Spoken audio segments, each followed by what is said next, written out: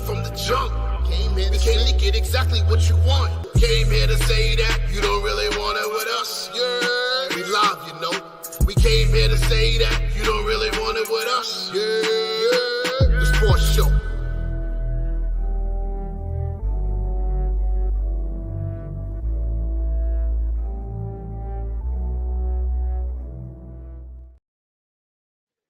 Yerrr! Yerrr! What's up, ladies and gentlemen? This is the Yerrr Sports Show. And while we may be down 2 members at the moment, we are still 2 members better than all the rest. I am the voice of a generation, Pete Rosado. That man right there, somewhere over in that direction, is the wise brother, Big Baby.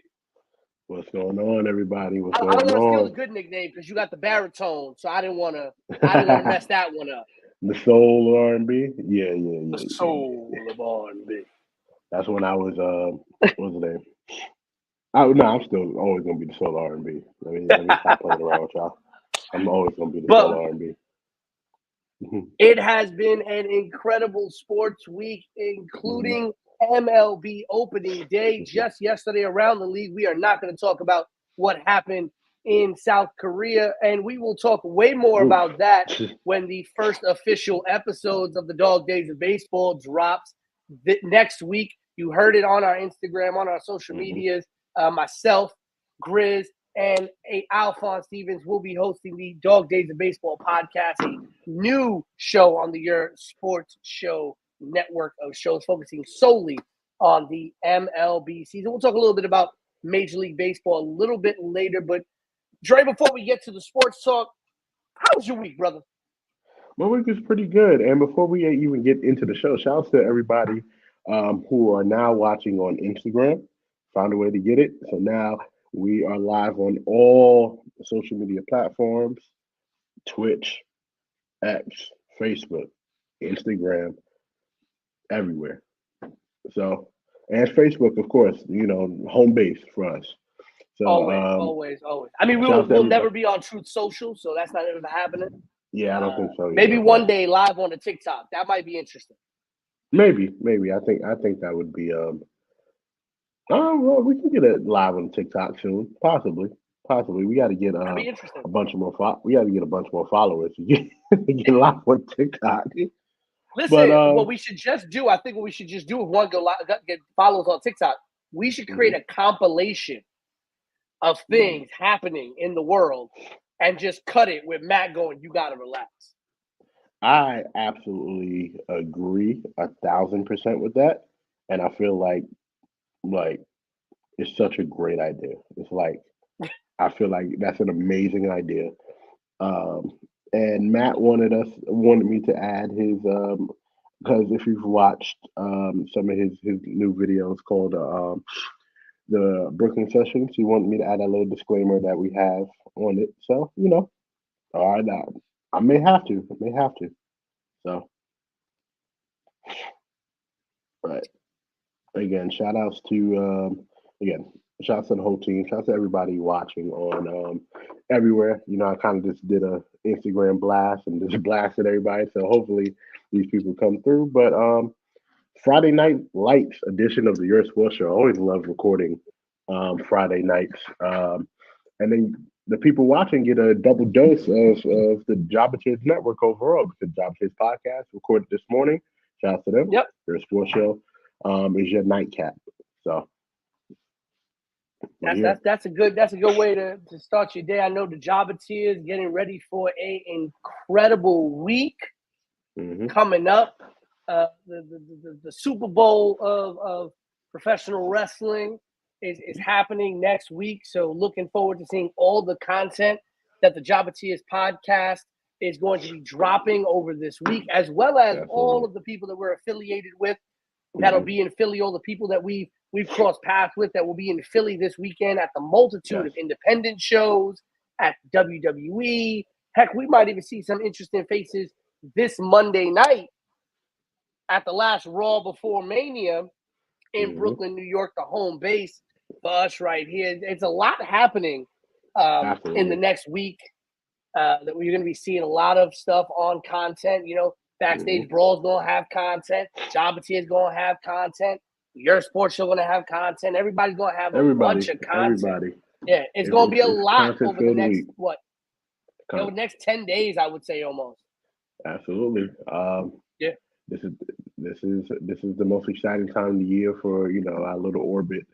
Outside, for us, outside of the finals, the World Series, the Super Bowl, this particular weekend, Mania weekend is definitely something we get excited for. We don't talk about it too much, but definitely we do. But Pete, I know you said we were going to talk about baseball later. First of all, how was your week? That's it. Two. My week was interesting. I went back home for a day. I went back home to my home away from home, back to Syracuse University for a day. Our students took college trips this week. So our ninth graders were doing trips around the city to some of the local CUNY schools and local New York schools. Our 10th graders were split between a Boston trip and a upstate New York trip, which is the one I was on. And then our 11th graders did a down South Virginia, North Carolina trip. So we were all on the road, but I got to go back to Syracuse University on Tuesday, which was great. I haven't been back on campus in 10 years. I mean, I graduated 12 years ago. This May will make 12 years. I graduated in 2012. So this year marks 12 years, but the last time I was on campus was 2014 for an event that happened on campus. So it was good. It felt like an old jacket. You put it back on. It felt like, it fit just right all over again. It felt good being back up there. Some things have changed. Obviously, some new buildings. The student center is completely renovated, completely redone. I was like, just don't call it that name anymore. It's not that building anymore. This is not the one we remember. But it was beautiful being back, and of course, exposing my students to places like Syracuse, and we went to SUNY Cortland and SUNY Oneonta as well, SUNY New Paltz on Thursday. So being able to expose our students to the options that are out there for colleges and stuff like that is something that was really near and dear to me. Like I said, going back home was great. Got to pick up some new merch. Finally got a new pair of my old Syracuse sweatpants back. I was trying to get mad at Syracuse bonnet, but they didn't have any. Damn, I could have used that. Yeah. My bad for being late. Yanni's dad sabotaged me. It's okay. Your kids sabotage you all the time. But she thought I was going to work, right? So she shut off my alarm when it went off. Go ahead. That's hilarious. Listen, if Matt wasn't running on CP time, something's wrong. Right. I'm usually early. Thank you. He is. But I know we're going to talk about baseball later, but I see no better time to talk about baseball than now. And, this particular topic is sponsored by the Dog Days of Baseball podcast, coming soon to all streaming platforms. They will also be on our YouTube and all of our social media networks. So, again, shout out to them. So, New York baseball is back, y'all. New York baseball is back. The Yankees played last night in a thriller, controversial ending to the game. But the Yankees won, and the Mets, I believe, are playing now, unless they already finished. Mets played their opening game today. Yes, they did. They were supposed to open yesterday, but due to the rain, opening day for the Mets got postponed against Milwaukee. They played today, lost 3-1. Starling Marte hitting the home run for the Mets today, and the Yankees won yesterday, 5-4, as you said. I wouldn't say controversial fashion, but very interesting fashion nonetheless, taking it all the way to the bottom of the ninth for winning, and right now playing the Houston Astros in Game 2 of their series, down 1-0. Right now, I honestly believe that the Astros have surpassed. I think if you ask Yankee fans, the Astros have surpassed the Boston Red Sox in the level of hatred. 110%. 110%. I do not doubt it. That's I because do not doubt it. I would see a Boston. I can see a Boston Red Sox fan right now and be like, you know what? I see a Astros fan, like I saw it today on my way into work. He took a picture next to the I Love New York sign. I'm like, what are you doing, sir? You can't do that. Yeah, nah, it's sorry. Can't be Yankee fans when it comes to the Astros. I mean, y'all are enemy number one right now. Boston, y'all gonna pass right now. Right. But I know shout out to Grizz. He made a video talking about the Yankees and you guys' potential pitching struggles since Garrett Cole is going to be out for a couple months. The question he asked is a question I'm going to ask to you first, Pete. Do the Yankees press the panic button early and just to make sure that they don't start spiraling now? Because the Yankees notoriously in recent years have not been a great a great defensive we've had slow starts to the season, yeah. Absolutely. And then you got to speed up, and then that's it. So with that being said, should the Yankees start the panic button right now? Yeah, I don't think we push the panic button right now. And listen, I'll talk about this more on our first official episode of the Dog Days of Baseball. But I don't have the Yankees winning the division, and that's okay. Like, I am a diehard Yankee fan. I've been a Yankee fan for as long as I can remember being a fan of baseball. I don't have the Yankees pegged to be a division winner. I think far and away the Baltimore Orioles are the best team in this division in the AL East. And I think it's a battle for second place between the Toronto Blue Jays and the New York Yankees. I agree.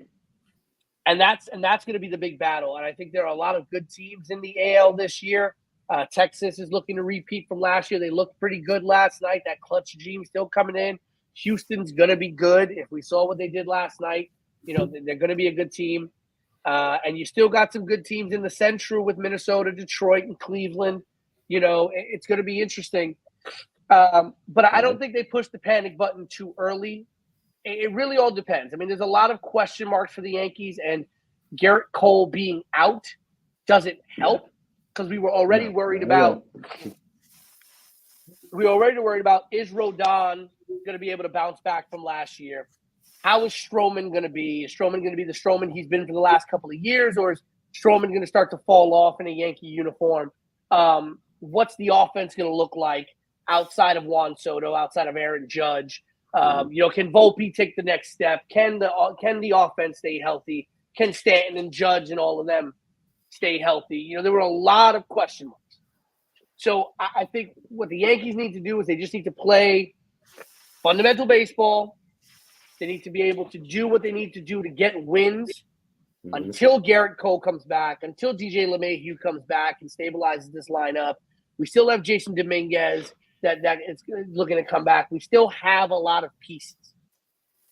And if what we saw out of Juan Soto's defense in right field is anything to talk about, we have a lot that can still go right for us.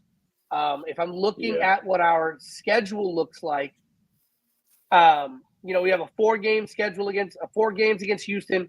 Then we go to Arizona, then 3 games against Toronto. We have a tough 10 games to open the season. And then we go Miami, Cleveland, Toronto again.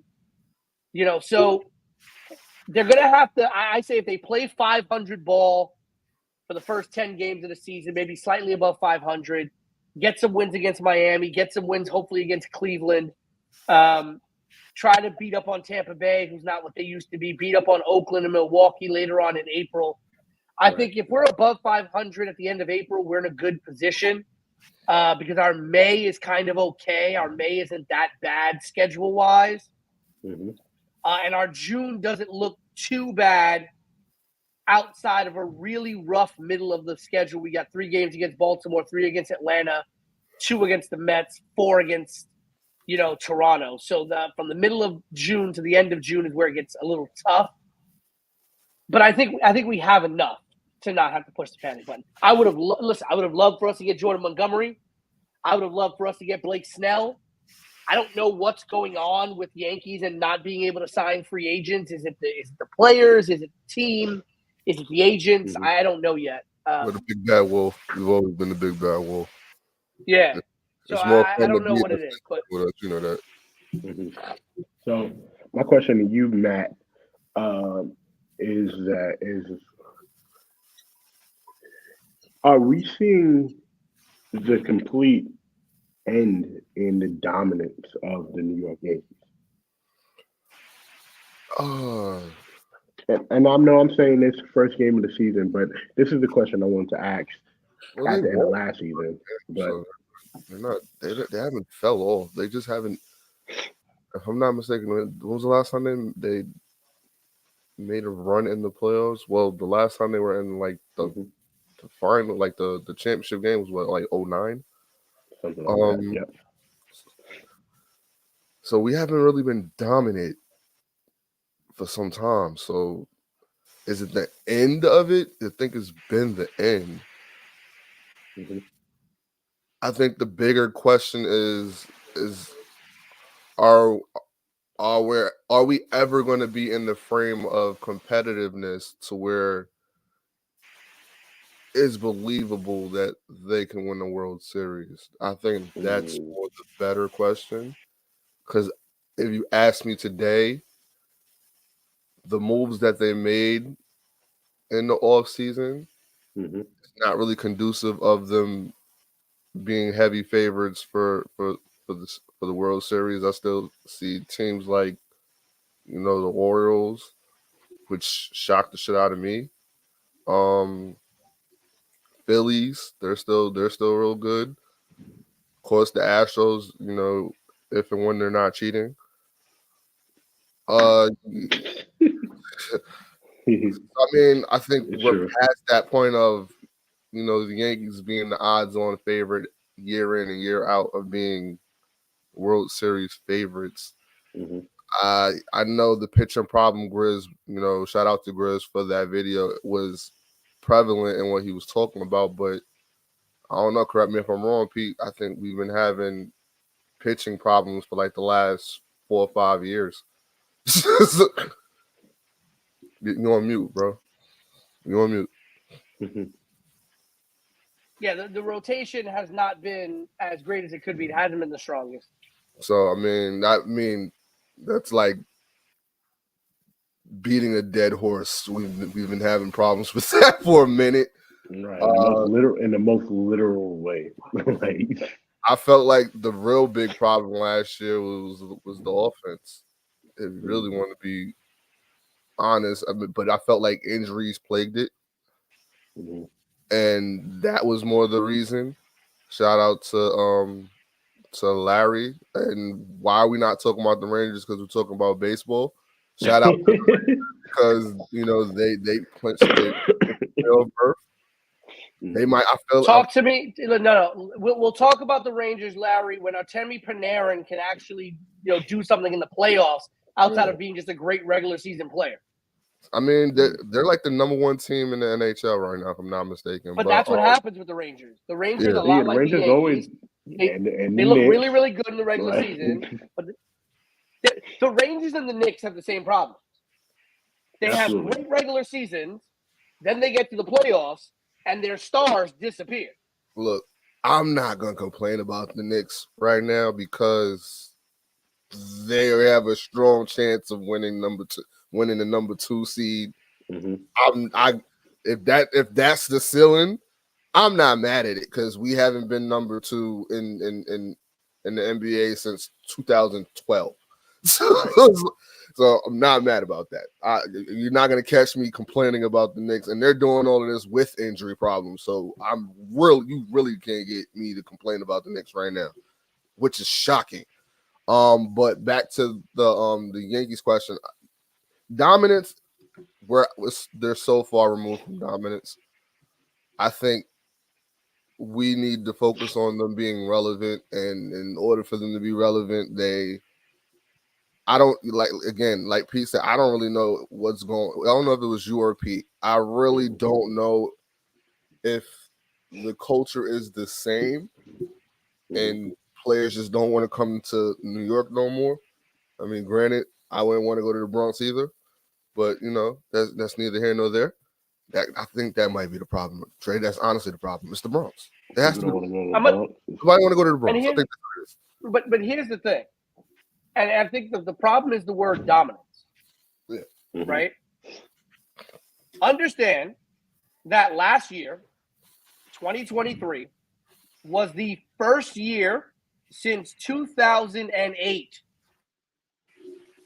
that the Yankees had the first year since 2014. Mm-hmm. The Yankees really don't make the playoffs.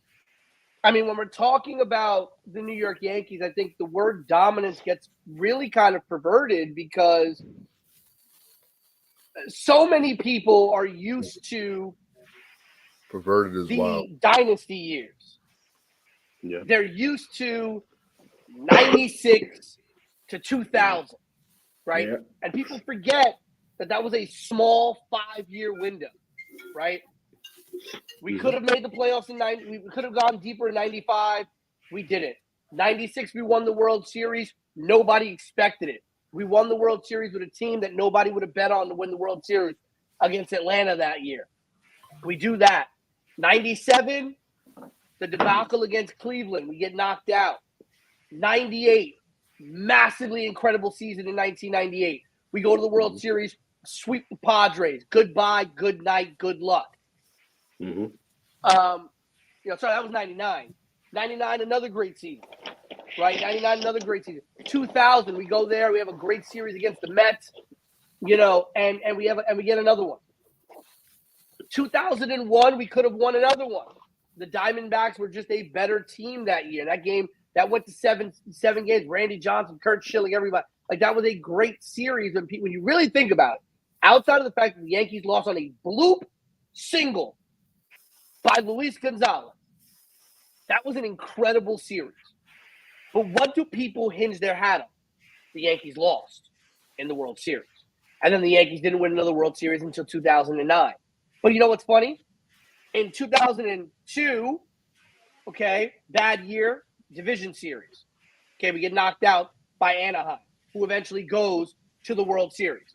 2003, the Yankees go to the World Series, lose to Florida in that World Series, the Josh Beckett World Series. 2004, we make the ALCS. Then we have a run of 3 years where we don't make it outside of the division series. We lose to Anaheim, Detroit, Cleveland. 2009, we go and we win the World Series. 2010, make it to the ALCS. 2012, ALCS. 2017, ALCS. 2019, ALCS. Last year, the ALCS. Right?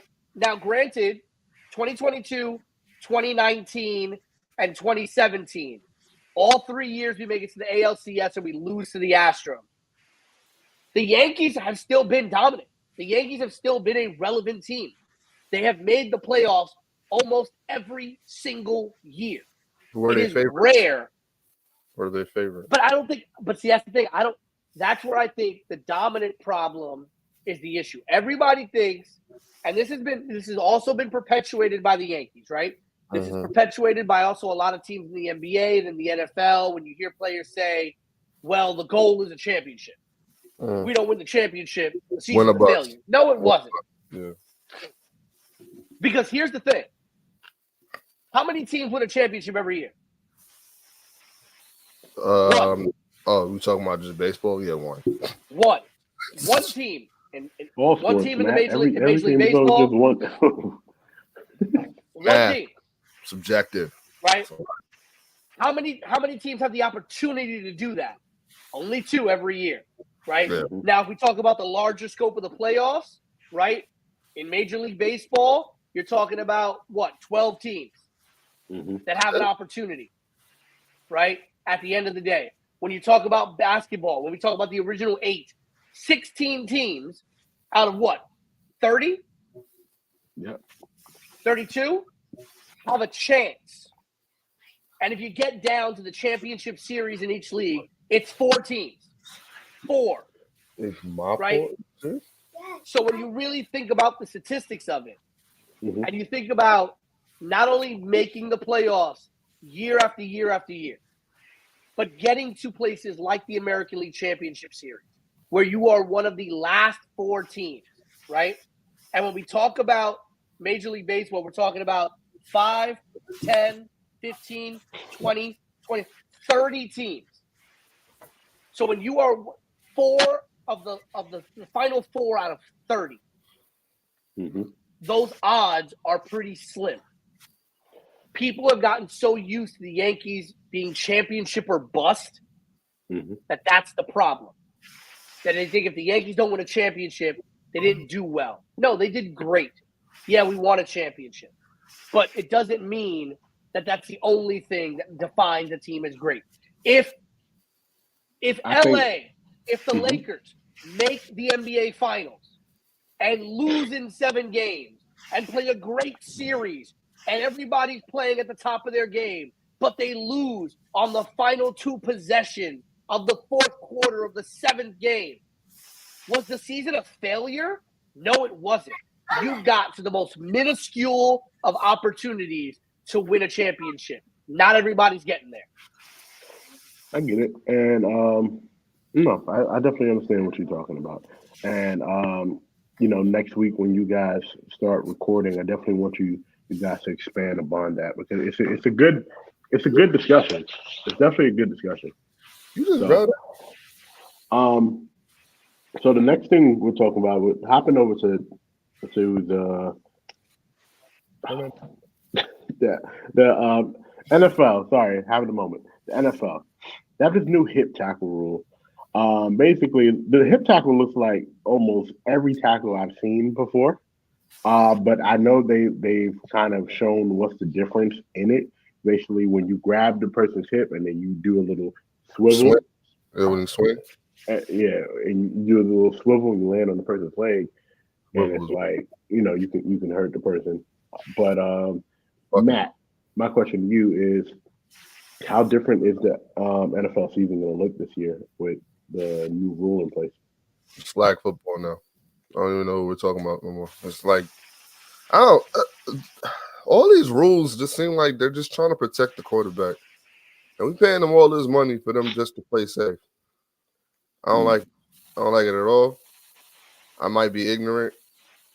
I don't even care at this point. It's just, we're all used to football a certain way. You know what you signed up for. You signed up for the violence. I feel like CTE is something that you should pay more attention to, and that's good. But hip tackling, come on, bro.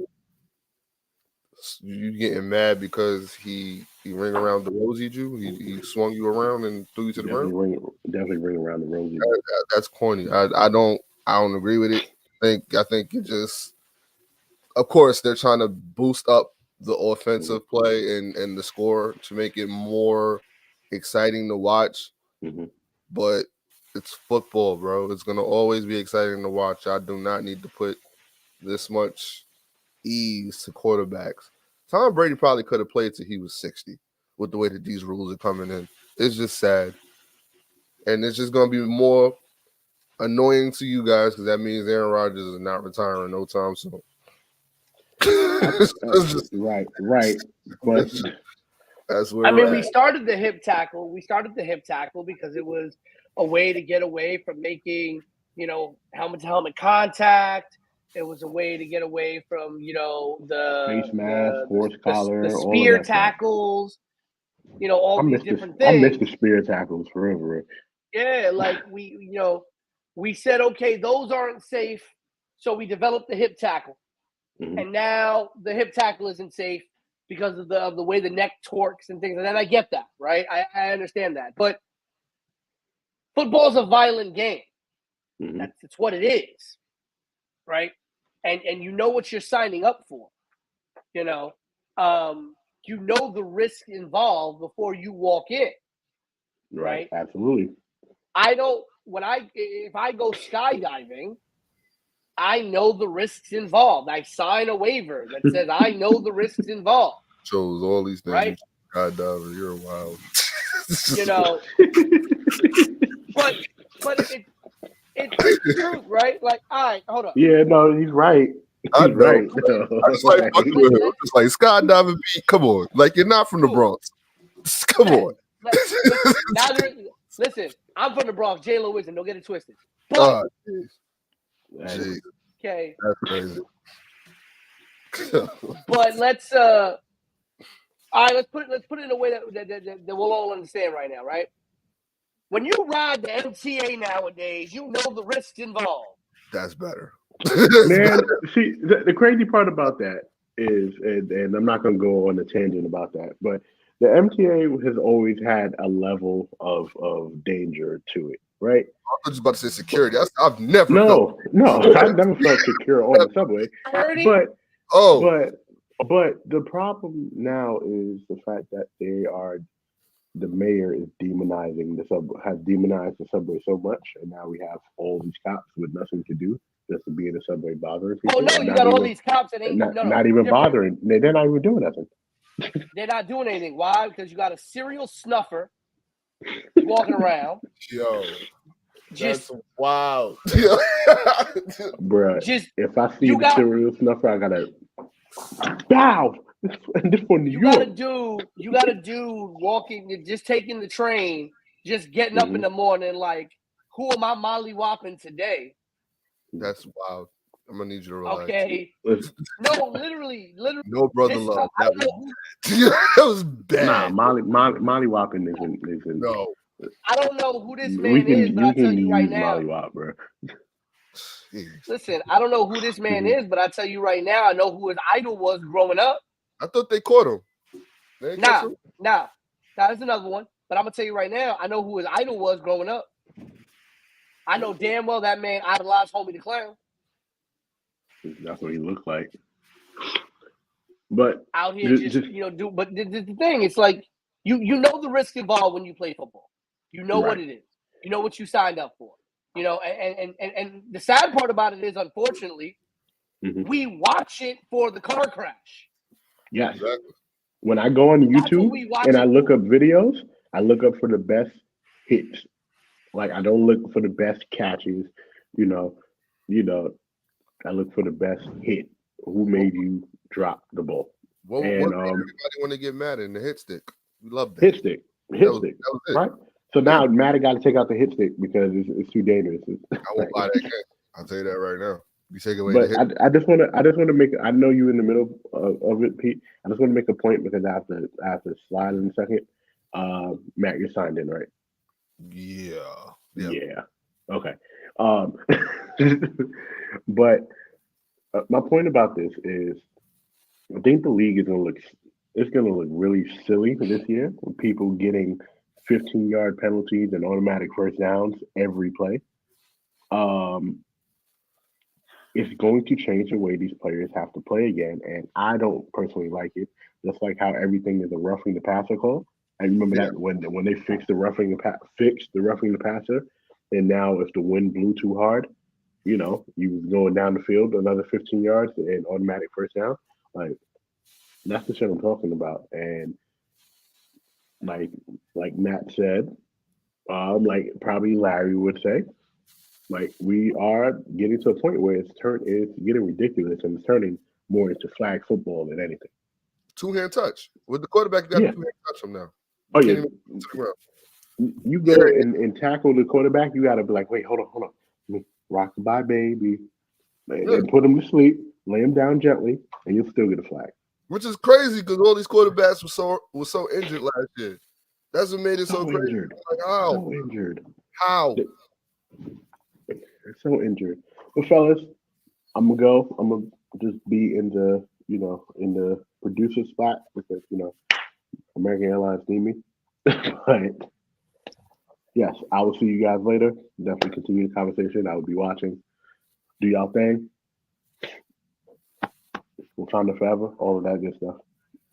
Wakanda forever. You gotta relax.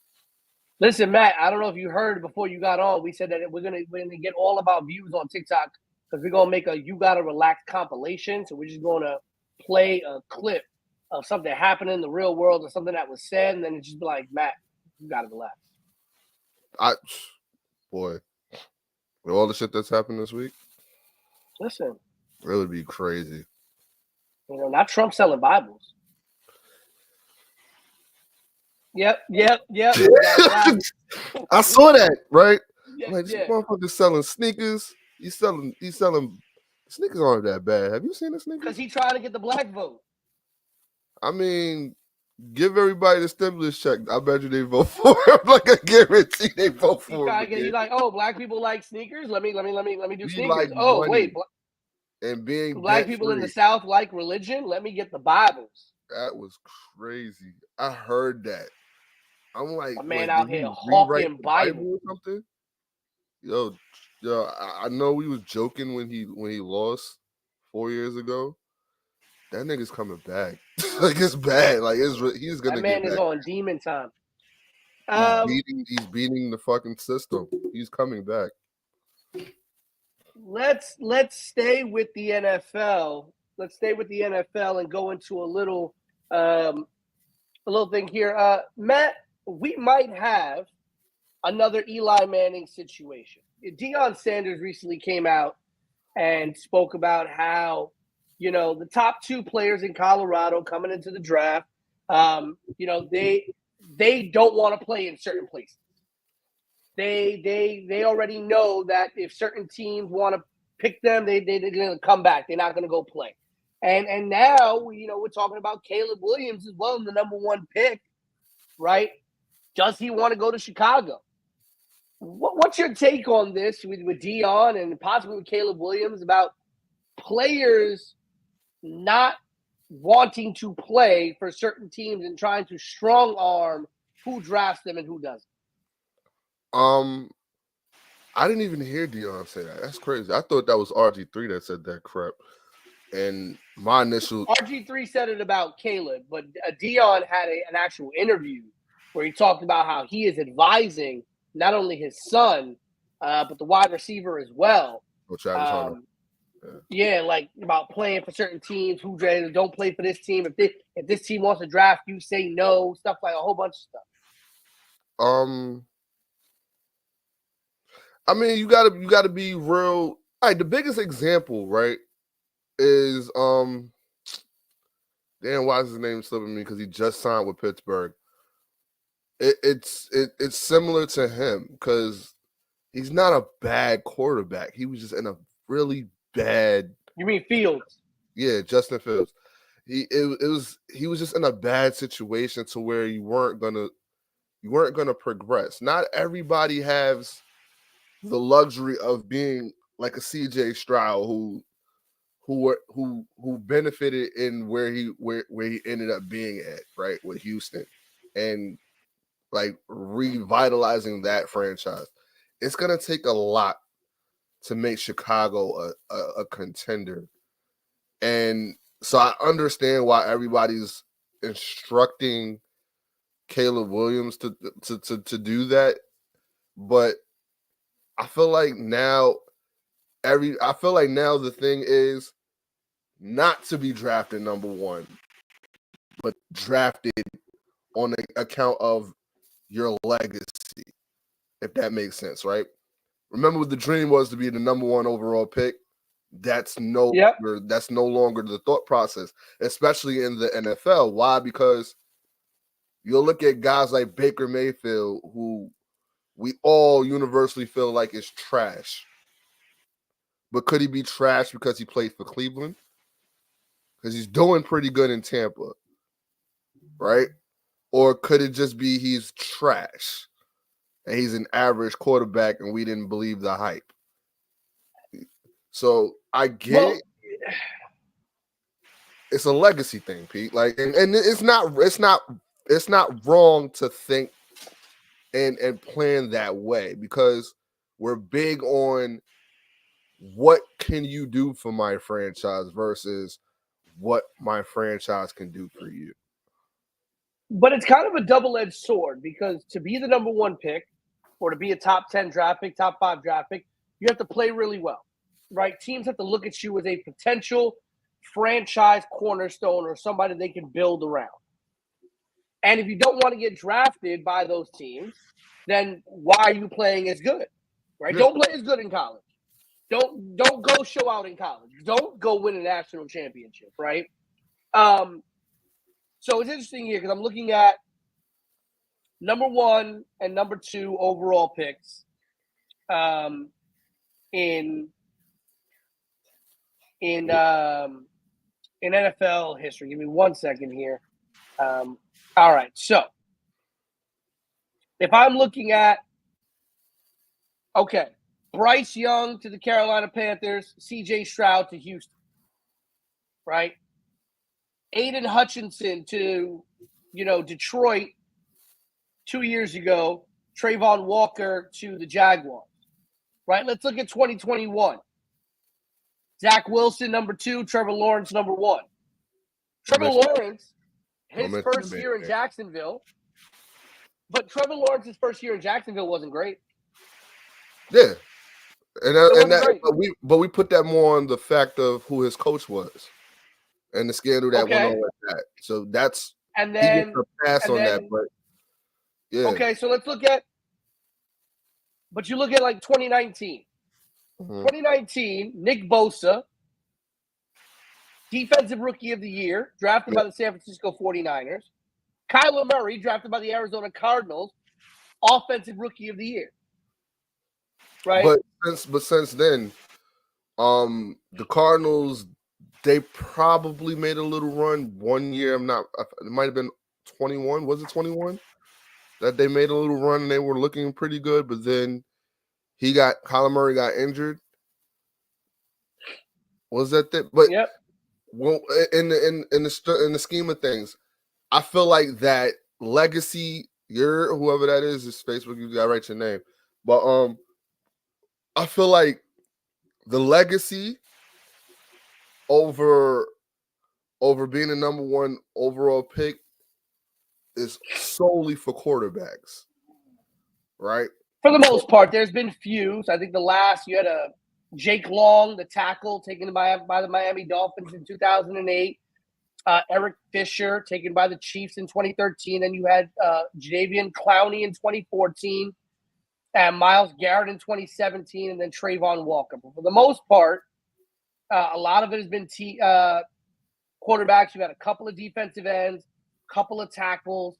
The last non-quarterback offensive player drafted number 1 overall was 1996 Keyshawn Johnson.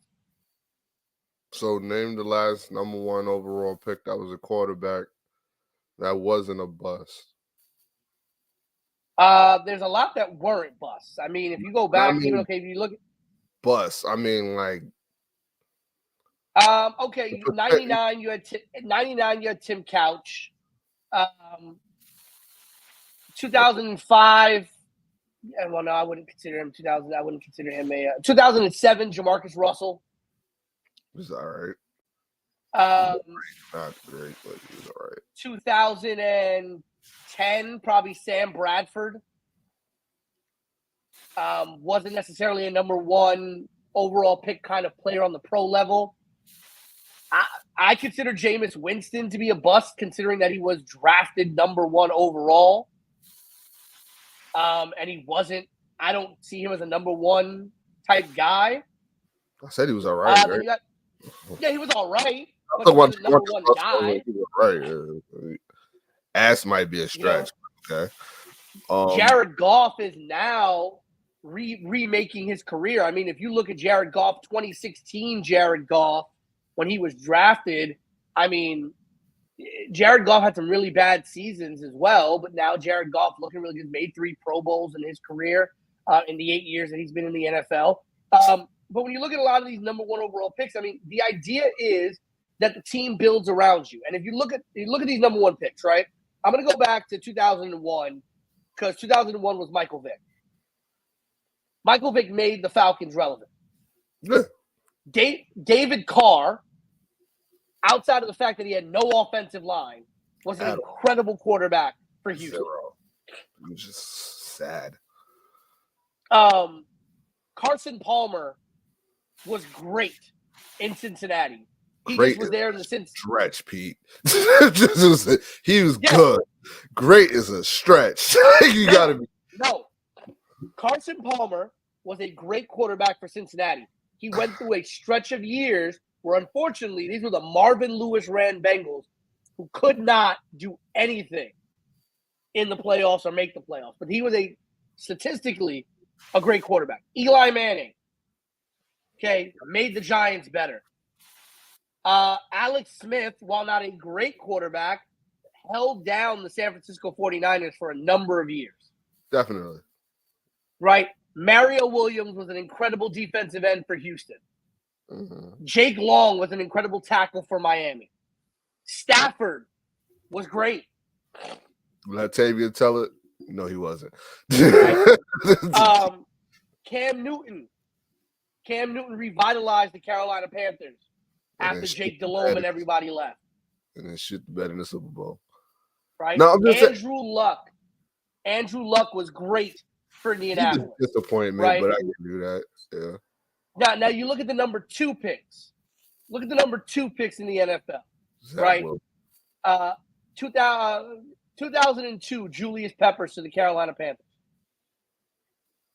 In 2002, the number 1 overall pick was David Carr to the Houston Texans. Would you rather have had Julius Peppers' career, or would you rather have had David Carr's career? Neither, but that's just me.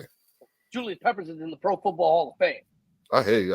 I would not want neither one because, Then you had Reggie Bush in 2006. Bust. Straight up bust. Blame them Calvin Cardinals. Johnson in 2007. My man. Right. Think about this for a minute. The Oakland Raiders passed on Calvin Johnson to take Jamarcus Russell. They needed a quarterback, though.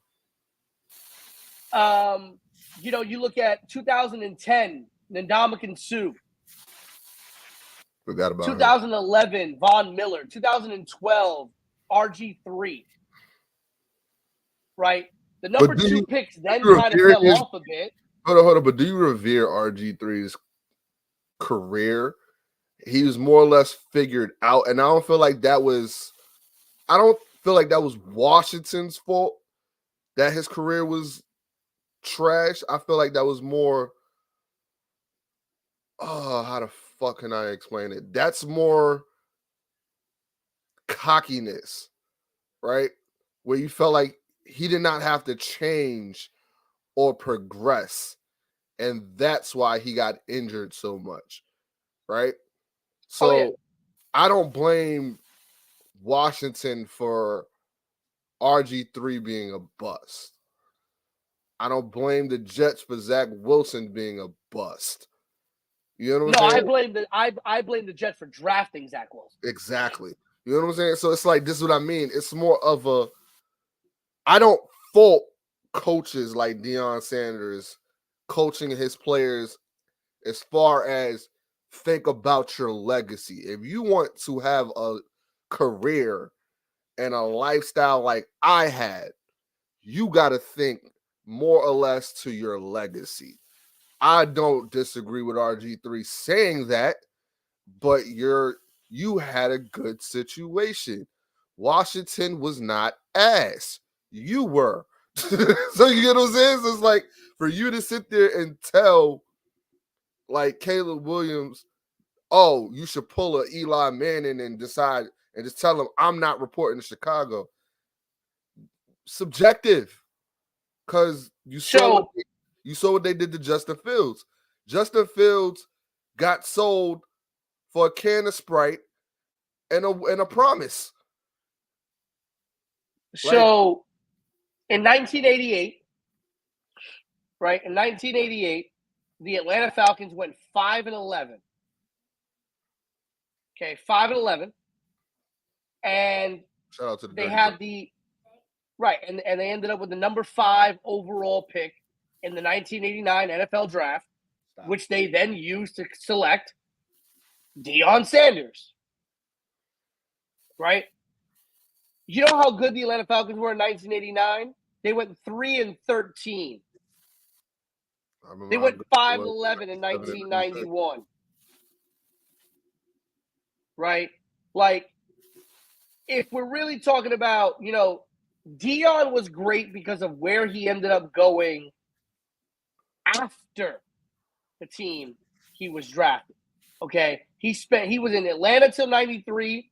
Then he spent a year in San Francisco in 1994. And then what did Dion do? Deion Sanders just so happened to end up, okay, between 1995 and 1999, he went and he played for the Dallas Cowboys. Right? 7-year, $35 million contract. Right? Became the highest defensive player in the NFL at the time. Right? And he went and win the third title in 4 years with the Cowboys. And he got a Pro Bowl selection. But look where he ended up. He went to a Dallas Cowboys team that had Troy Aikman, that had Emmitt Smith, that had a great team around him. Okay? Dion had his best season, okay, in his 6th season in the NFL when he played with the San Francisco 49ers in 1994. Right? But again, look at the team that you're in. He played in the Super Bowl in 94. Okay? 49ers went to the Super Bowl. He won the Super Bowl with San Francisco. Went to a Super Bowl with Dallas. Won a Super Bowl with Dallas. Right? And then he went to the Washington Redskins, signed a 7-year, $56 million contract, and retired after 1 year. Okay? Deion Sanders is great because he was a fantastic defensive player in college, and he happened to play for two of the most dominant teams in the NFL in the mid-90s. Deion Sanders, and I'm going to say something that's probably going to get me canceled. Deion Sanders was not a generational defensive player all himself. Deion Sanders played on really, really great teams that allowed him to be put in really, really great situations.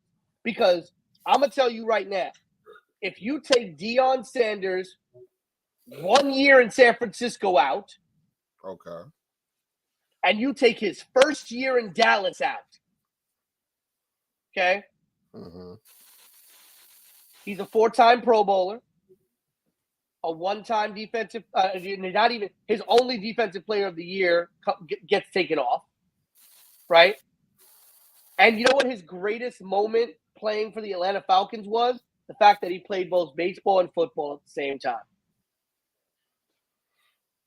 Deion was bigger than just his on the field antics. It was just the fact that he was a good businessman, like you said. Deion was a character. Yeah, and he was Deion was a character. He knew.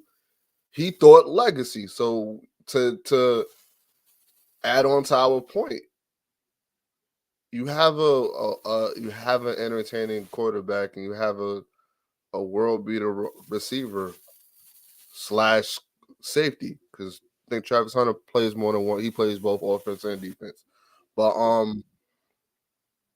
they're gonna be high. They're gonna be highly touted when they declare for the draft. So it's like, yes, but your legacy is making a bad team good, about being a cornerstone. No. That's what these guys were.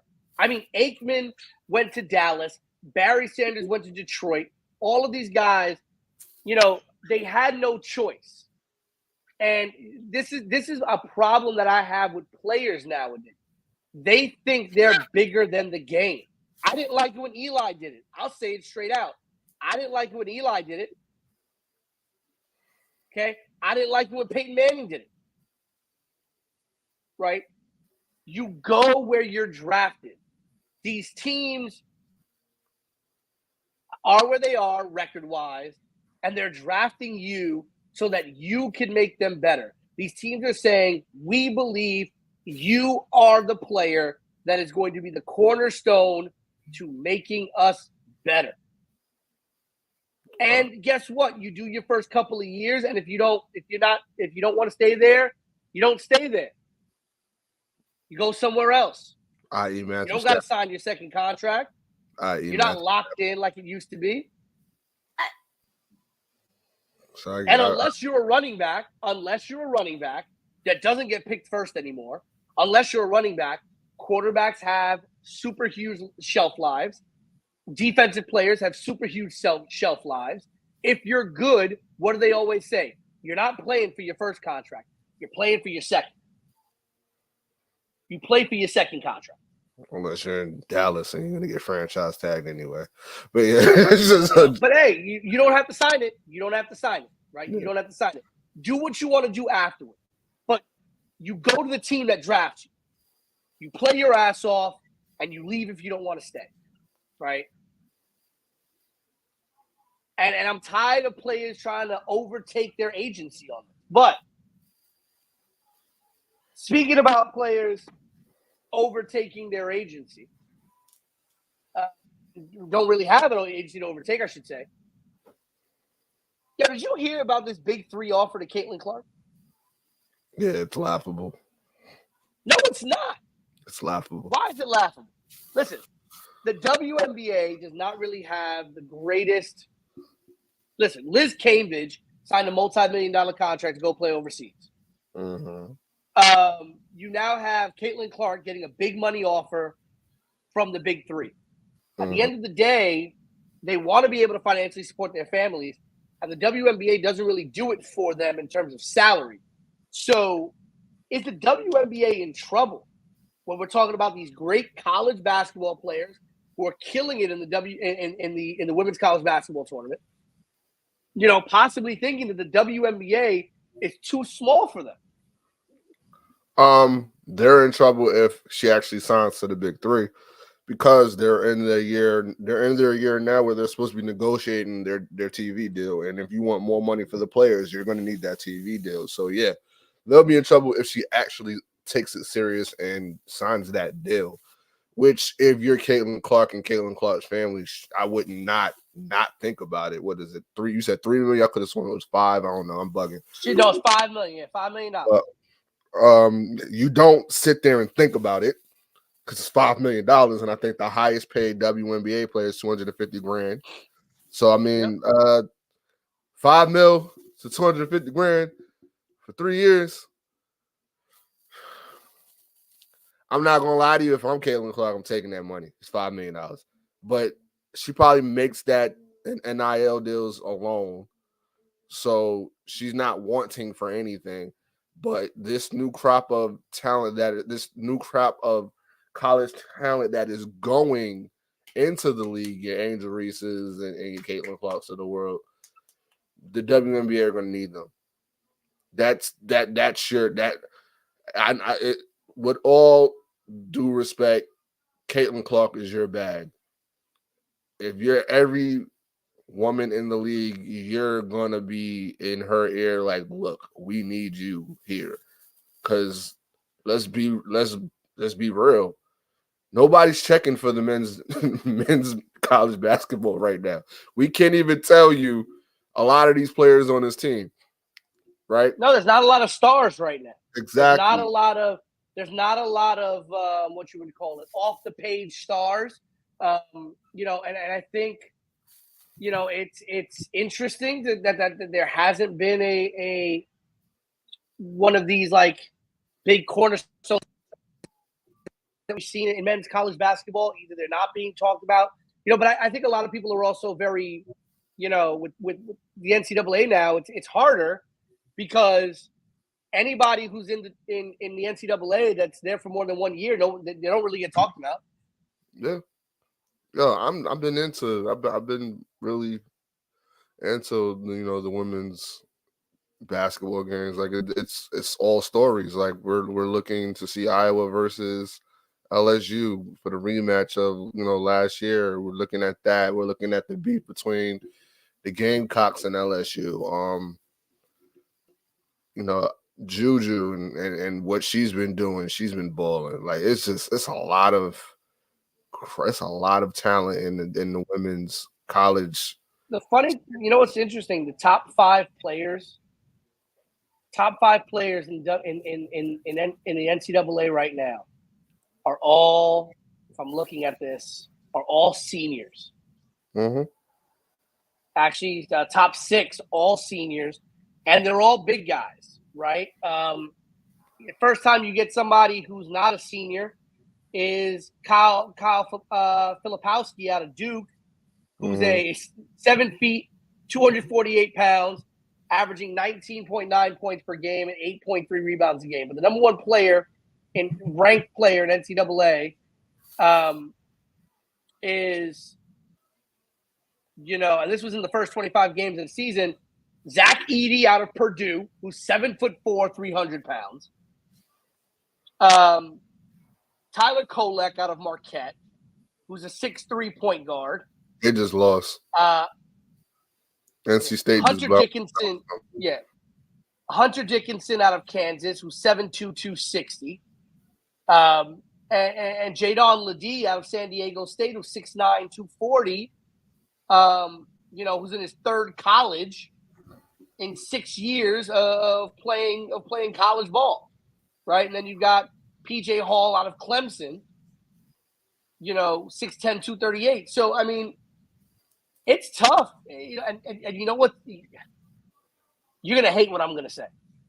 I'm not. And you're going to tell me I got to relax. I tell you that every day. You know why I don't think there's a lot of men's college basketball players getting talked about right now? I know why. Because one and done. Why? One and done. No. Seriously? Why?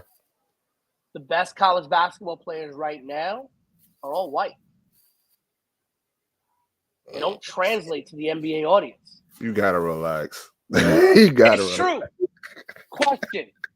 How many? I know where you're going with this. Don't do it. Don't do it. How many? Ray is still producing. Don't do it. No, hold on. Don't do it. You bring up that fat boy, I'm telling you, don't do it. No, I'm not bringing up the fat boy. Here's what I'm going to talk to you about real quick.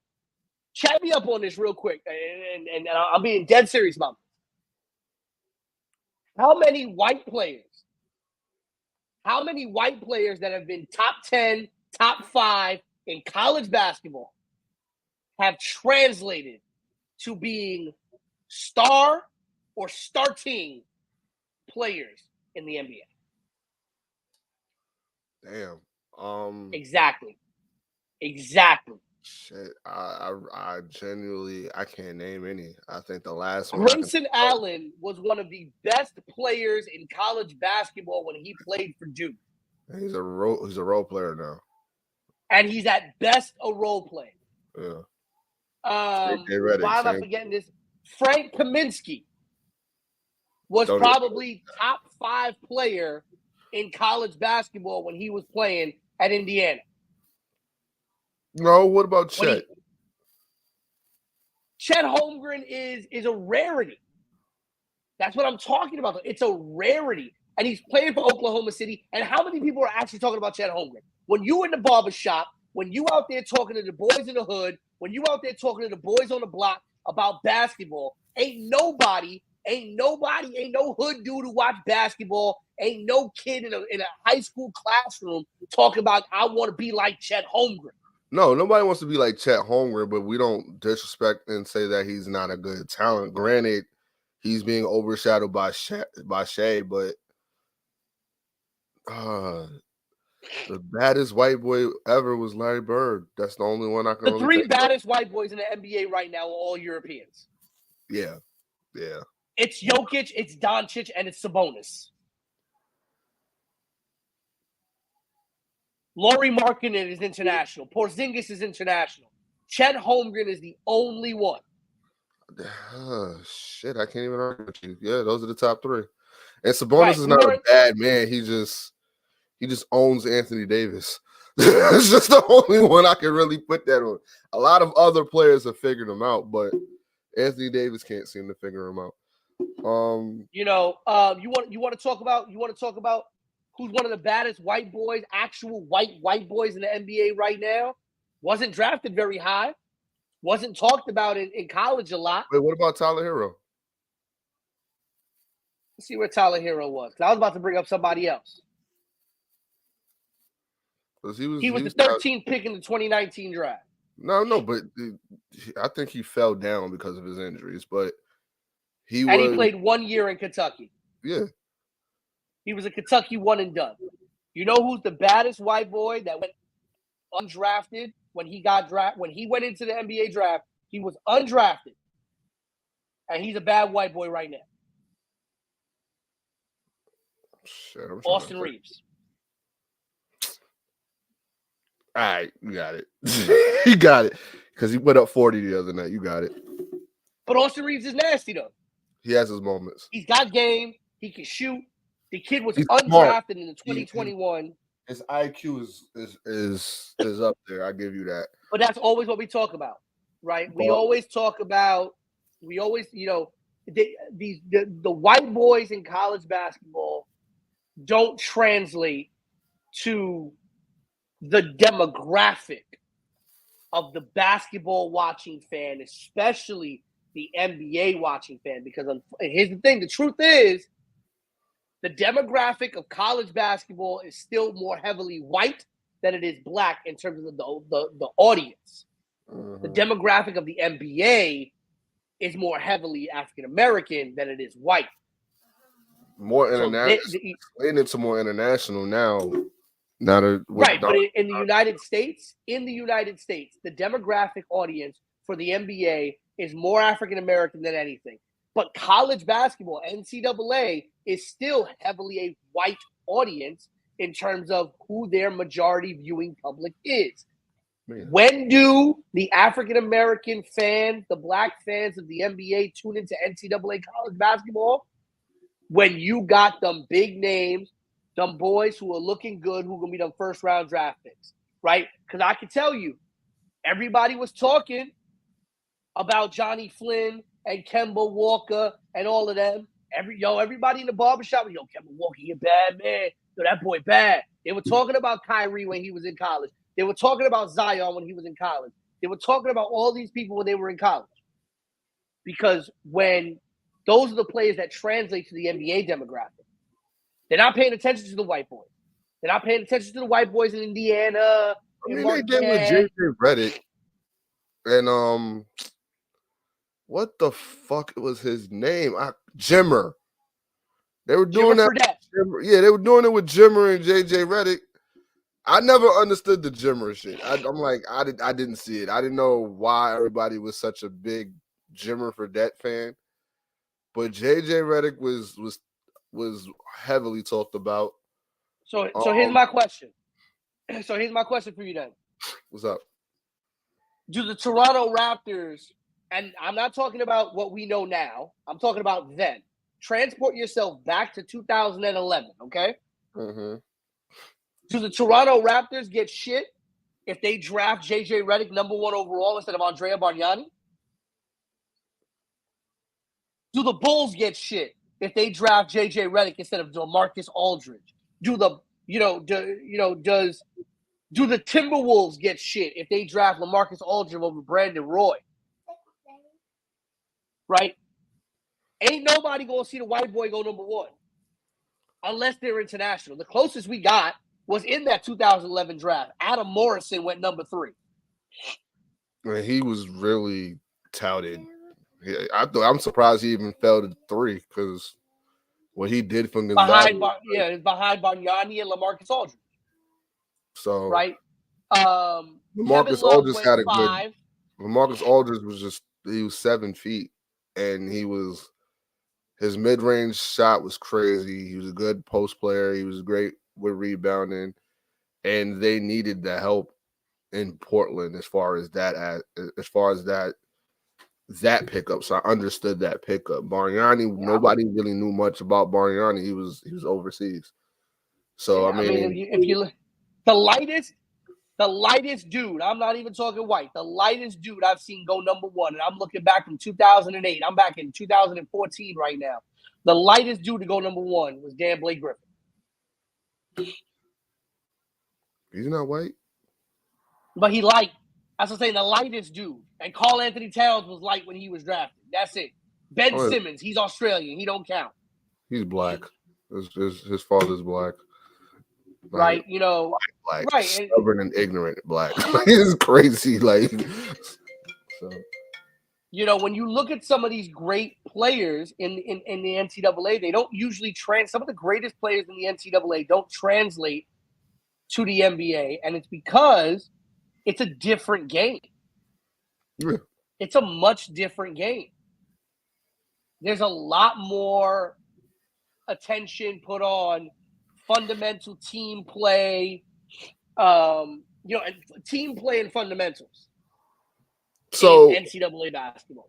So you don't blame one and dones as far as why men's college basketball is kind of fell off, because you have teams like Kansas who that's their bread and butter. They pick these one and done players, and they don't build towards their team making it far as far as in the playoff brackets. So a lot of these players don't stay past 2 or 3 years. And the ones that stay to set like center, like to stay to be seniors, like you just listed, you said the top players are all seniors. We don't know who they are. Right. And none of them are going to go to the NBA. And if they do, they'll be role players at best. Exactly. So it is declining because of star power. Whereas Caitlin Clark, who's literally just passing on her 5th year, she's passing on her 5th year to go to the league. You know what I'm saying? So you got to see her grow. The Angel Reese's, she's in her senior year. You got to see her grow from in Maryland to now where she is in LSU. You know what I'm saying? So it's like there's a story behind a lot of these players that you can sink your teeth in and get invested in. And then on top of that, the competitive edge, the attitude, it's something that a lot of the core base of basketball players have not seen since the 90s. As far as men's basketball, we're now seeing it with women, and it's like, wow, that's not really ladylike, but kind of interested. You know what I'm saying? Like we're in this women her story era where it's like you're seeing a lot of things that was revered in the 90s, as far as the passion, the ruggedness to it, the feuds, the rivalries. You have a rivalry now with LSU and South Carolina. You know what I'm saying? Like you see that because they're so dominant. South Carolina's been so dominant, but it's like when it comes to them winning the championship, they're falling short to teams like Iowa because of players like Caitlin Clark. You know what I'm saying? Like, and then the Caitlin Clarks who are like literally the poster child for, and what we shouldn't say, they're the poster. She's like the new great hope, not only just for women's basketball, but for women. You get right? She's the great hope. And for her to go against LSU and they get washed the way that they got washed, and then you got your Angel Reese's who's being villains of it all. It's a great story. And a lot of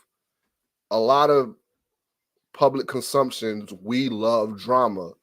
We love rivalries. We love stories. Men's basketball does not have any stories. We sink our teams. No, they don't. We sink our teeth into, when it comes to men's basketball, we sink our teeth into Cinderella stories like Clemson. That's all everybody's talking about when it comes to the men's basketball right now is Clemson. Oh yeah, because then again, there's no players that stand out. But then again, outside of Angel Reese and Caitlin Clark, can you name anybody else? Anybody else what? As far as in women's basketball right now, can you tell me? A lot of them I can't pronounce their name. I'm not gonna lie to you. I'm not even gonna. No, you got, in my opinion, you got Paige Beckers in UConn, right? You've got whatever happened to UConn? They used to be so damn dominant. Now they're just, it's like they're falling into not obscurity because they're still kind of competitive. But they went on like a stretch where they were winning every year.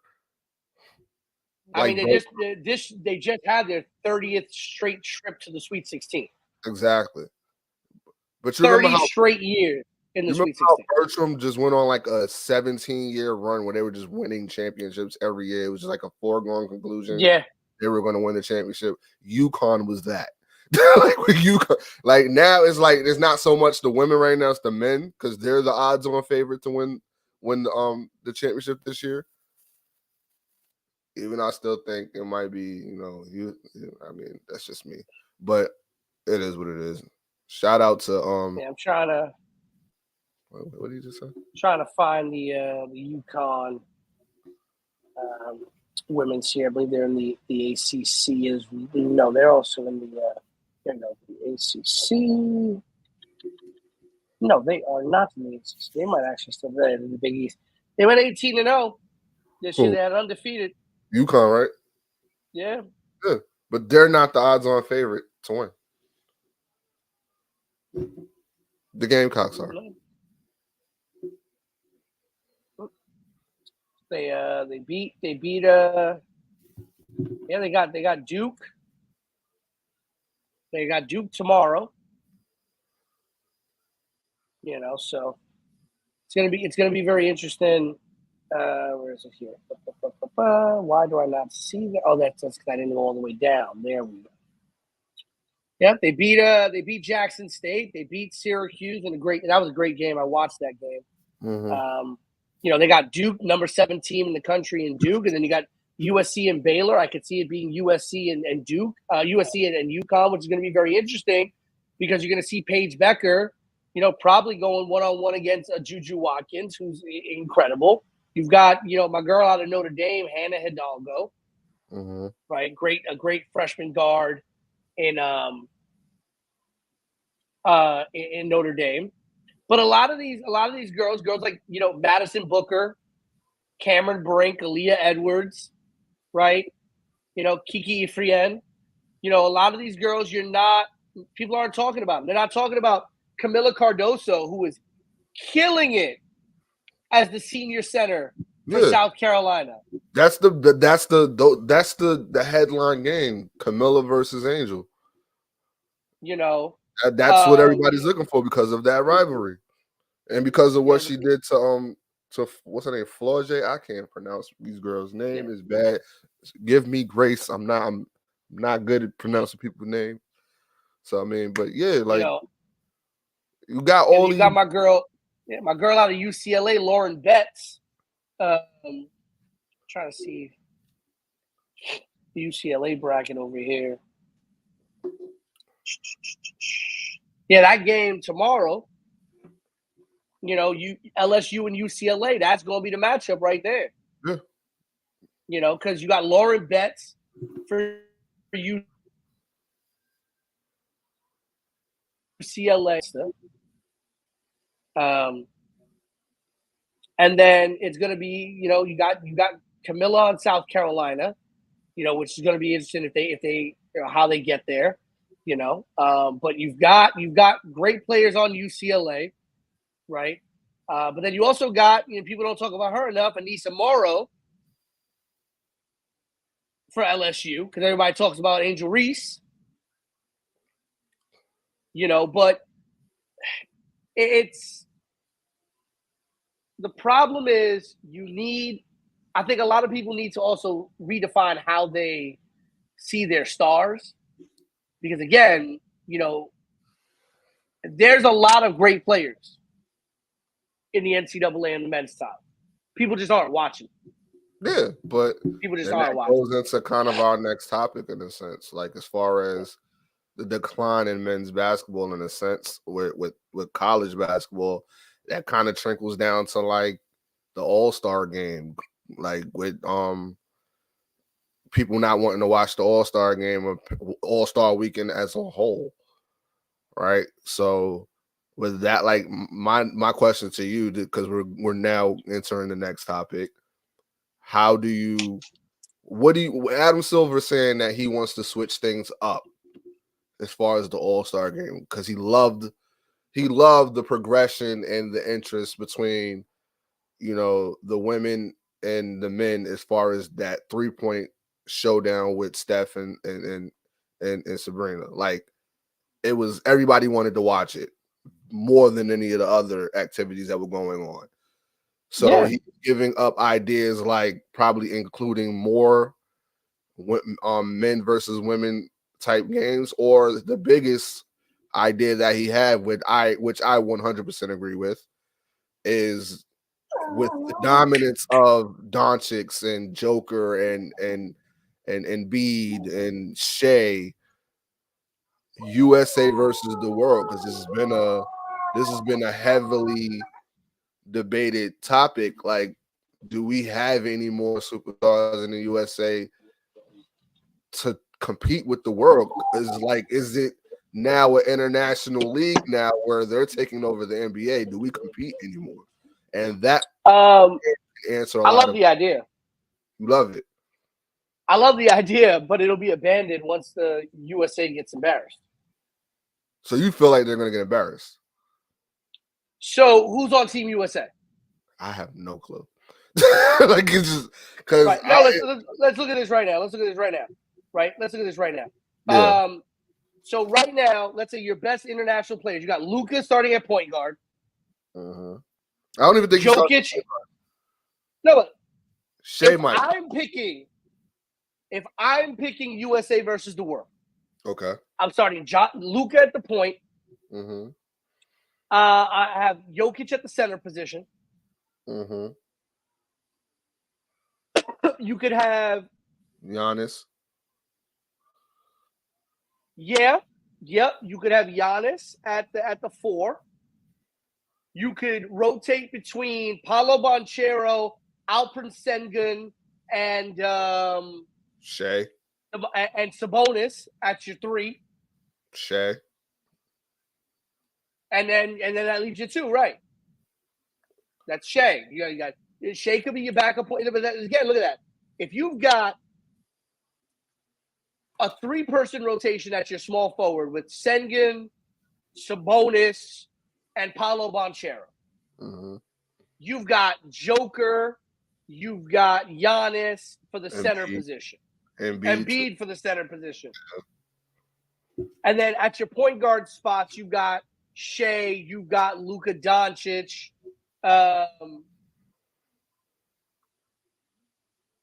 Let's see.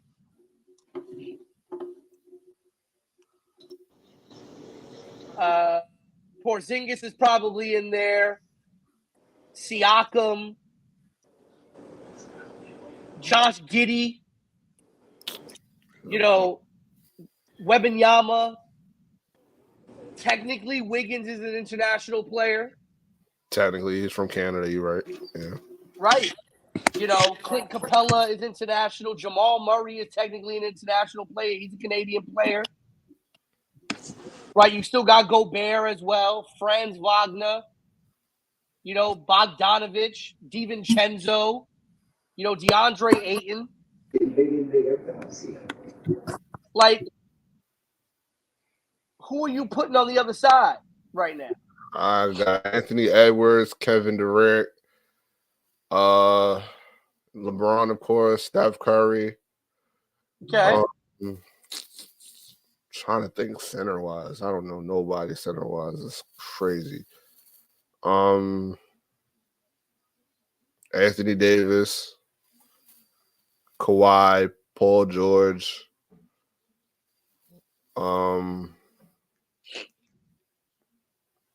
Damn. I was trying to join the show, but you guys are boring already. I'm already falling asleep. I don't know what y'all talking about, but we're talking about USA versus the world in the All-Star game, because Adam Silver's thinking about changing up the All-Star game to make it the international All-Stars versus. Nobody wants to see that. Huh?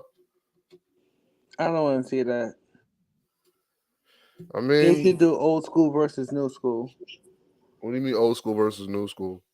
Like LeBron, Steph, KD, all them old guys who need to retire, need to face off with the new guys.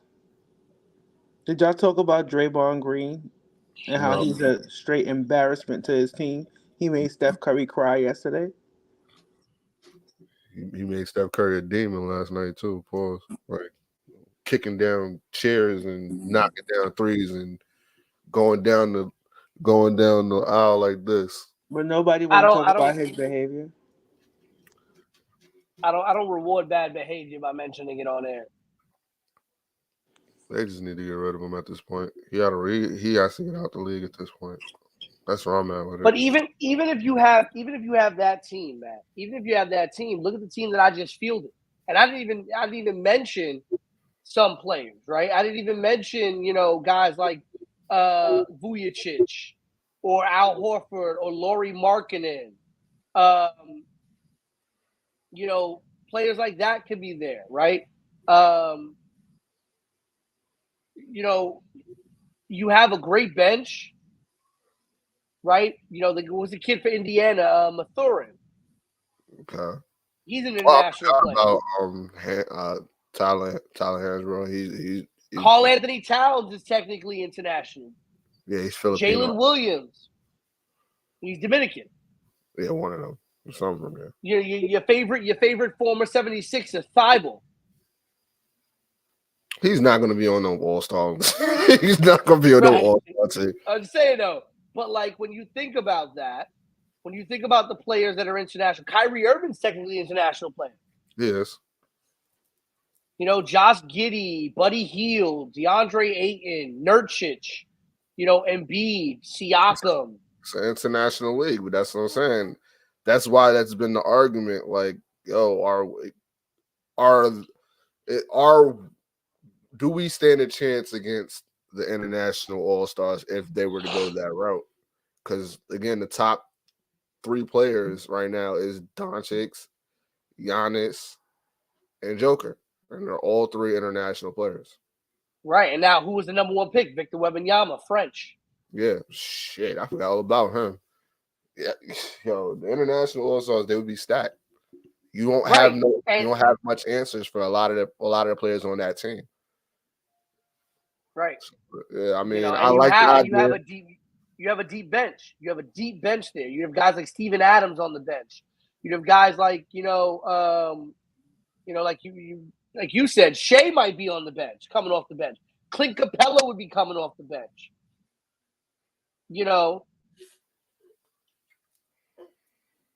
It's an interesting concept, and I think it would revitalize the All-Star game.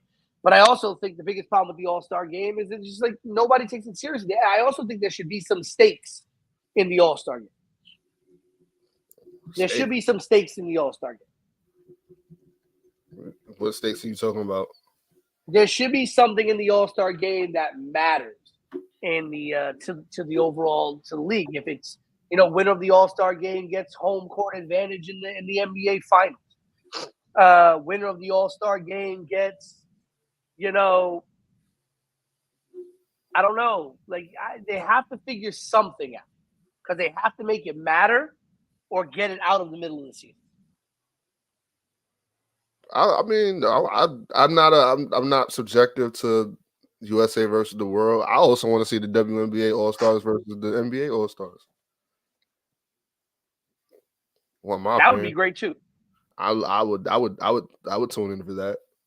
Shine more light to the women All-Stars and put more eyes on that product because again they're approaching the end of the season where they're going to be renegotiating their TV deal and renegotiate that TV deal, get more money. There's more money for these great athletes and putting more money in their pocket, which they greatly deserve because I'm not cool with them playing overseas in order to get a bag. I feel like that's unfair. Your highest paid player should not be making $250,000. It's just unacceptable. But Tay, do you got a tea time? Is she did? Tay, you did? Y'all dragged on. Y'all wasted my only 15 minutes that I have to be on this damn show. So is that a yeah, no? Is that a year or no? Year or no?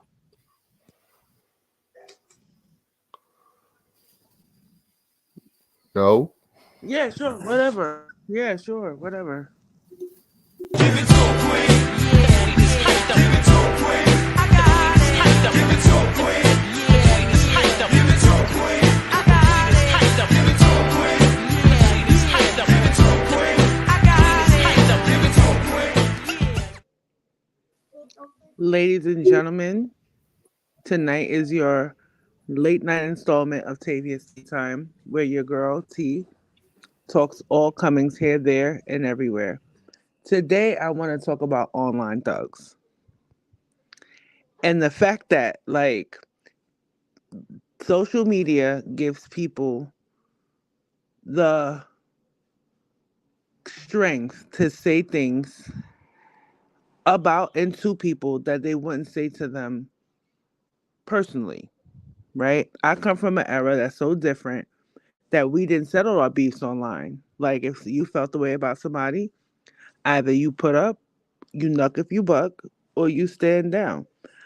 I feel like social media gives cowards a platform to talk shit to people who are really about that life.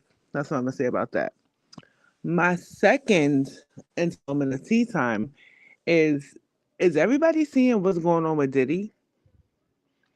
And people are being like, yo, he's a black man that people want to see go down and stuff like that. But why aren't we looking at the Nickelodeon dude? But we looking at R. Kelly and Bill Cosby. And my thing is, the way that people act about these sexual assault allegations, even against whomever, there's no doubt in my mind that they'd all be Nickelodeon parents.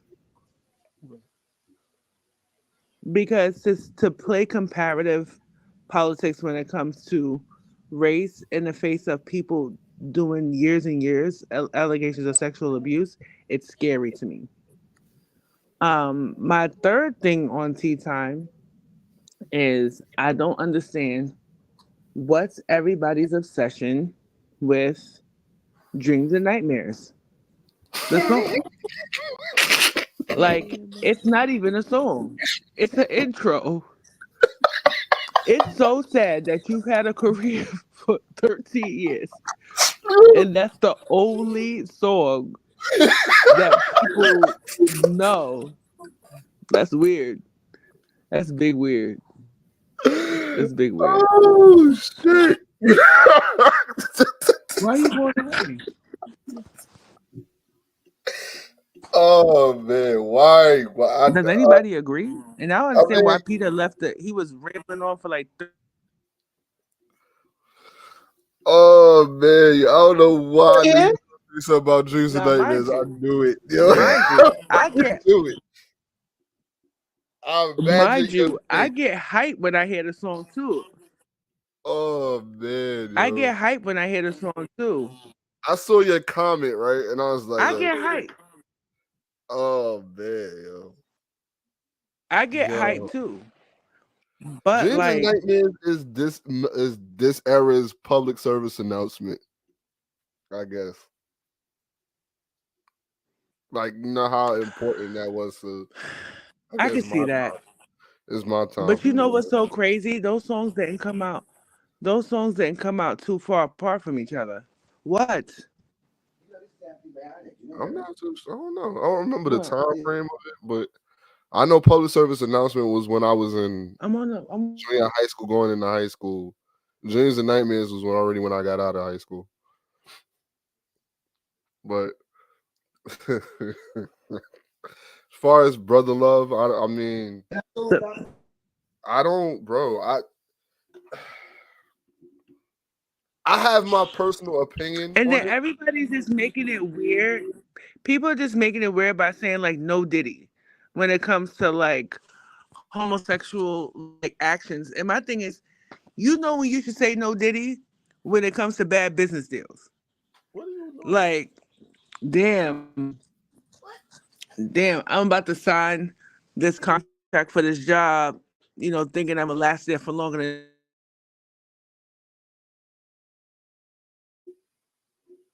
My bad, kids. Jesus Christ. Hello? Where'd I go? Tell you She this? was talking and then she cut out. I don't know what happened. I know she was saying she don't agree with connection cut out. I personally say no brother love. But I'd cycle it to just bad behavior. That's still too much. That's still too much to say. Well, no brother love or no You Diddy. know, and the thing is, it's like, yeah, all of it. It's just trash. Like, you know, my thing is the image of his sons getting arrested and he was nowhere to be found. That's crazy. Now he fled.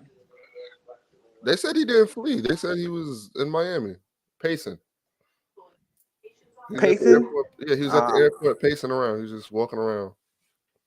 Nah, they said that he was on his private jet. But whatever they said Cuba Gooding Jr. did, he did that shit. I don't give a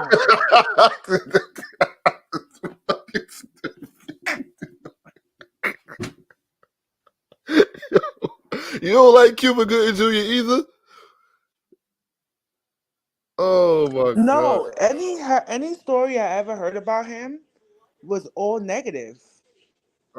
Yeah, same for Diddy for me though. I never heard good stories about Diddy. I've been in, no comment. I've been in rooms around him and people around him, and I've never heard good stories about him. No comment. Yeah, same here. Just I said, No comment. I don't not believe a lot of the stories that's going on. I feel bad for a lot of the people around him. Like I don't know the facts behind the Young Miamis or I don't know that lady's name. I guess that's 50 Cent's son's mother. Yeah. I don't know too much about her. But to say that they're sex workers, I don't know. I can't garner an opinion about that. That's how it's talked about in the lawsuit. That's why he said that. 50 is just wilding, yo. He is. So you just But said he's been coming at Diddy for years though. yeah, I know, but you just mentioned like cyberbullying and 50 is the king of that. He is killing everybody with that. Like he is I feel like he's leading the attack on Diddy. It's the crazy thing about But is it an attack or is it just a statements of truth? Because people get mad at me because I say a lot of truths a lot of times. The people they get mad at the truth. Yeah, So is it bullying? have Or you is seen it the what stuff he that they've been deserves? putting up? Have you I seen the don't stuff think it's bullying. to his Especially if it's true. to his child's mother though?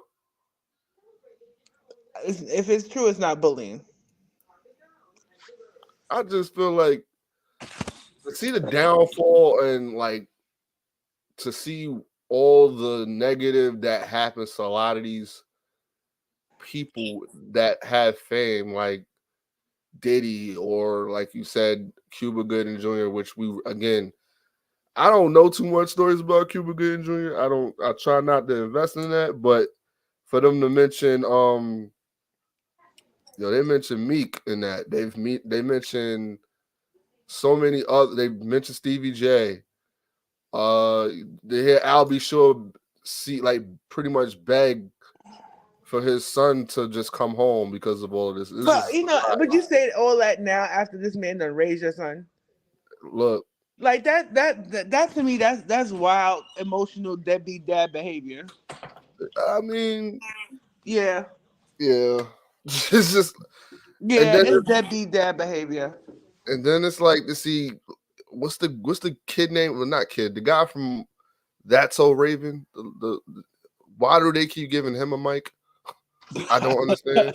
I don't get it either.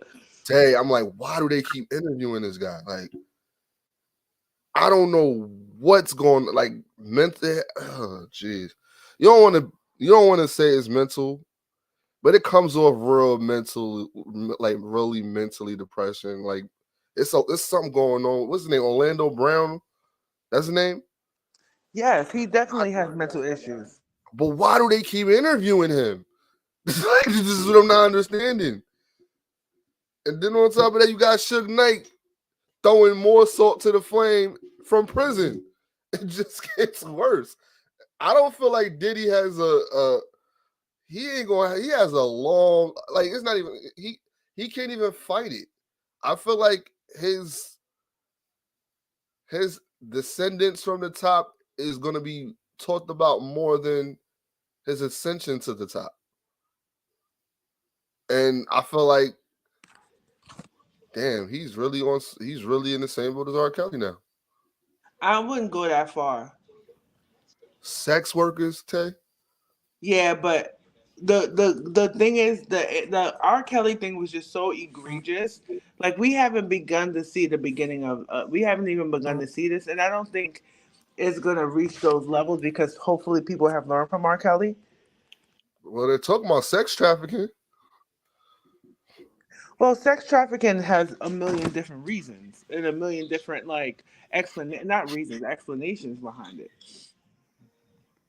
I just know that's a vibe. Anybody who's who you bring to a different state to have sex and pay for it is considered sex trafficking once they claim sexual assault. That's crazy, but that surviving Diddy tape is going to be wild. I can't wait to see that. That's going to be crazy. You never know. You might get a call. No brother love. Stop saying no brother. What does that even mean? I'm playing as a joke. Yeah, but what does no brother love mean? I want to know. I'm not with none of the shenanigans. No brother love. I'm not going to no Diddy parties. I have not ever been to a Diddy party. Yeah, well, it looks like from the looks of it, there won't be anymore. Damn, bro. Him and R. Kelly be like, twin, where have you been? Pete kind of sad because that was his '90s childhood. It's all crashing down right now for him. He don't feel the same no more. He was wearing the shiny suit. We all were though. I know you was wearing that shiny suit. We all were though. Nah, I feel like, I'm of the mindset that if you're rich, famous, popular, stuff like that, like if you're in the public eyes and those things, you've done some unsavory things. There is very rarely anybody who exists in the public spheres of acting or music or things like that have not done things that are beyond the realm of regular morals and ethics and standards. But then again, they live by a different set of rules. And that's the thing. They live by a different set of rules. And it is what it is. I just, with Diddy, it's like, hey, the bill comes due. If this is true, then the bill comes due, right? It's just sad that so many people had to get hurt and had to deal with all this, and until something was done, that's where the bigger issue is like all of these things fall under the radar because people have fame and money and power and the ability to do what they want to do because they live by different rules and are treated under different rules. With that whole Nickelodeon thing that came out, it was just like, hey, I think the biggest thing for me is like, obviously I have issues with the adults that were involved. But my bigger issue is like, I hate comparative politics in the sense of like, I'm going to judge what happened in 1995 based on 2024 standards.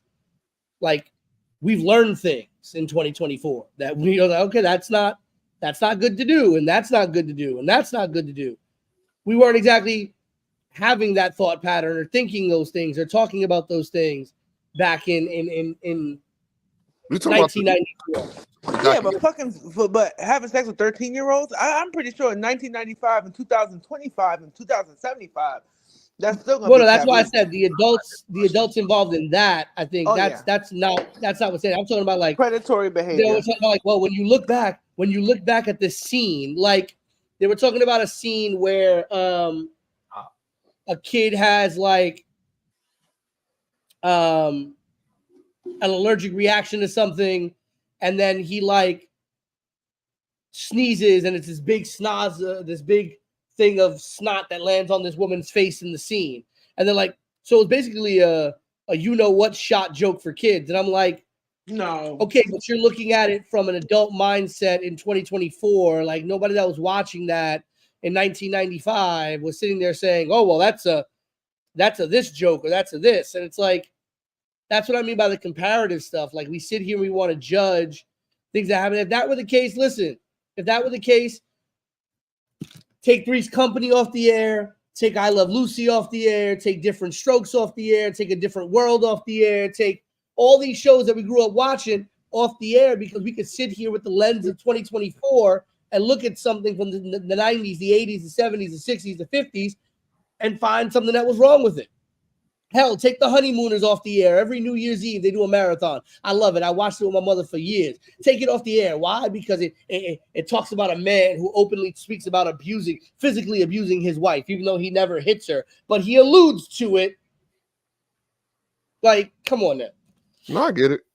I understand it. I mean, I didn't watch the documentary, so I don't really necessarily know what was said. I've heard like some clips of it. A lot of it sound like it was more like grooming. I didn't know if he fit. I don't know if it's one person or if it's three or two. I don't really know. But from what I'm heard, it sounded like grooming and inappropriate. It was alluded that he got Amanda Bynes pregnant at 13. Whoa. Yeah. When we're saying he, are we talking about the pickle guy? Mm-hmm. Oh, because I know that they were talking about the pickle guy. I don't know if that's his name. That's his name. Well, Dan Schneider is the guy who was behind, the guy who created all that. He created Drake and Josh, all that stuff. He discovered Amanda. He was the big fat guy. Like, we watched all that. He was always the big fat guy that played the producer backstage. That he would the always... guy off a Good Burger. Yeah. Okay, no. Was he was an actor. You sure? I could have sworn he played like the manager from Good Burger, right? No, I know who you're talking about. No, that guy was an actor. They look hilarious. Yeah, no. But it looks similar, but yeah, but he would always be like, when you looked at when you would watch all that, he'd always be the guy backstage that would always like make fun of himself and stuff like that, and he, all this other stuff. Wait, did he touch Kenan and Kel? No, there's no. Okay. But they did ask Kenan Thompson about all the allegations, and I think he didn't really want to step into it with it. But, there's always more to meet the eye. I mean, I don't really know too much. Hold up. Oh, he wasn't Good Burger. So it's the same guy. It's the same guy. Oh, yeah, he was. Yeah. Oh, word? Yeah. Yeah. Because I've seen him on the Amanda show a couple times. I'm like, why he's the owner and manager of Good Burger, yeah. So, all right. So, fat white guy. Yeah. I could have sworn they was talking about the pickle dude. Because that's the one I know. That's the dude that molested Drake. Oh, he did something with Drake. Yeah, that's that. So his name is Brian Peck. He was pickle guy on all that and stuff like that. But he was also a dialogue coach for mad shows, and he was picked up for a litany of charges. But it was, he molested Drake. And oddly enough, people get on Josh. Who allegedly impregnated? Was it Jamie Lynn? There's rumors with Dan Schneider. There's a lot of rumor innuendo around Dan Schneider because of it. Wow. But I guess I gotta watch this documentary. I don't know if I could stomach watching it. But the big thing is, like, I've watched it the first 3 episodes. Like, I'm not surprised by anything that said. I do think a lot of it is. There's a lot of it that's kind of like, again, that comparative, like, oh, we're going to sit here and judge a sketch that was on in 1995 by 2024 standards, and we're going to look at it at the eyes of an adult versus the eyes of a kid. The stuff that you hear about what happened in the workplace and stuff like that, like Dan Schneider being a toxic boss and, gender discrimination and stuff like that, is your basic run-of-the-mill bullshit politics of backstage and Hollywood bullshit. It's the 90s. Now, did he knowingly hire pedophiles? Nobody knows. Brian Peck was there before Dan Schneider got there, and he'd been working in Hollywood before Dan Schneider got to Nickelodeon. But did he knowingly hire pedophiles? No one can really prove or deny that. Did he know about anything that was going on? No one can prove or deny that. Did he do anything? There are allegations, but there's no proof or denial that he actually did anything himself. The crazy thing is, like, the hit Amanda Bynes thing, it kind of explains the behavior or why she's had mental depression in her adult years. That's crazy. I don't know. It's like I've been real like standoffish with these documentaries. Like I even stumbled across the Wendy Williams documentary thing, and that rubbed me all the way wrong. I just couldn't I'm not a Wendy Williams fan. My mom was like the craziest Wendy Williams fan. So to watch that and to see how she was exploited, that rubbed me the wrong way. So it's like I'm real hit and miss with these documentaries. So it's like I don't know if I'm gonna have the stomach to watch the Nickelodeon documentary because I grew up watching Nickelodeon. So take us out, Pete. This is in and out gloomy. It's crazy. Well, ladies and gentlemen, while we may have started with 2, all 4 members of the Yerrr Sports Show ended the night with us. Thanks to the Queen for making time to be with us. We know she's dealing with a lot right now going on her plate. Thank you for making time to be with us tonight. Matt coming in y'all on CP time. Here nonetheless for the soul of R&B, Big Baby. I am the voice of a generation, Pete Rosado. We will see you next time right here on the Yerrr Sports Show.